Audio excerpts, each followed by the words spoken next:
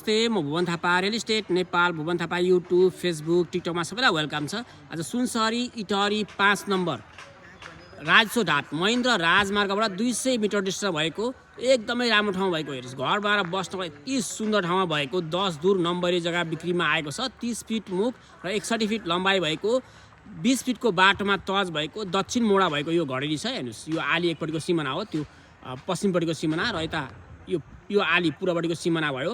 दक्षिणपट्टि बाटो छ, 30 फिट मुख छ, 30 फिट मुख र 61 फिट लम्बाइ भएको 10 दूर नम्बरी जग्गा छ। पछाडिको घर छन् र घर बनाएर बस्न सक्नुहुन्छ। एकदमै राम्रो ठाउँ भएको महेन्द्र राजमार्ग पनि नजिकै र भाटबटेन सुराई पनि नजिकै पर्छ।